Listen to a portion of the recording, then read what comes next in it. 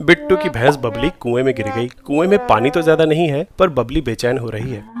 जल्दी बाहर निकालना होगा। ताऊ जी कुएं में उतरे और बबली पे रस्सी लपेट दी। दोनों ने मिलके दम लगाकर रस्सी खींची, पर बबली तो हिली भी नहीं। अब क्या करें, इतना भारी वजन तो पप्पू पहलवान ही उठा सकता है। पप्पू पहलवान को बुलाया गया, पर ये क्या, पप्पू भी भैंस के आगे फेल हो गया। तभी बिट्टू के टीचर वहाँ से गुजर रहे थे। बिट्टू ने आवाज लगाई, एमआर सर, जो काम मुझसे नहीं हो पाया इस दुबले पतले टीचर से कैसे होगा। अरे एमआर सर, दिमाग लगाते हैं, मेहनत तो आपको ही करनी पड़ेगी। एमआर सर ने सिचुएशन का जायजा लिया। पूरी भैंस का वजन एक पुल्ली पे डाल रहे हो, इसलिए ज्यादा दम लगाना पड़ रहा है, और कुएं की इस रोड पे भी ज्यादा लोड आ रहा है, ये भी टूट सकती है। बिट्टू, मेरे घर से एक और पुल्ली मांग लाओ। बिट्टू एक एक्स्ट्रा पुली ले आया। एमआर सर ने रस्सी को रॉड पे बांधने को बोला और इसे पुली से ऐसे जोड़ दिया। इस रस्सी में तो कुछ वजन जुड़ा ही नहीं है, भैंस को कैसे खींचेंगे।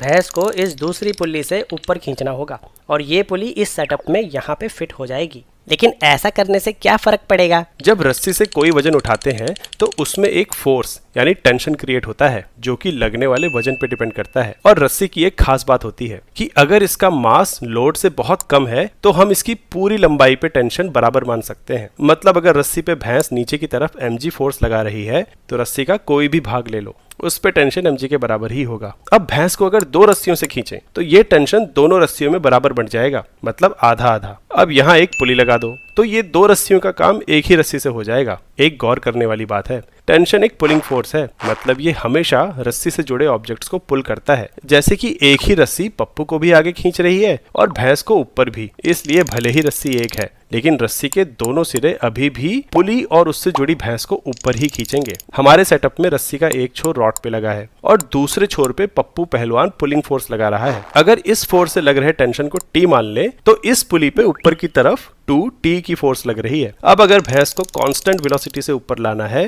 तो इस फोर्स को नीचे की तरफ लग रही mg फोर्स के बराबर होना पड़ेगा। यहाँ से टेंशन की वैल्यू आ गई mg/2। ध्यान दें तो पहले वाले केस में एक ही रस्सी है जिसमें mg के बराबर टेंशन पैदा करने के लिए पहलवान को mg मैग्नीट्यूड की ही फोर्स लगानी पड़ेगी। लेकिन दूसरे केस में पहलवान के खींचने वाली रस्सी और भैंस को उठाने वाली रस्सी अलग अलग है, और अब उसे नीचे वाली रस्सी में mg का टेंशन क्रिएट करने के लिए ऊपर वाली रस्सी पे mg/2 की ही फोर्स लगानी होगी। इतना दम तो है पप्पू पहलवान में। बबली बाहर आ गई। आज समझ आया कि अकल भैंस से बड़ी क्यों होती है।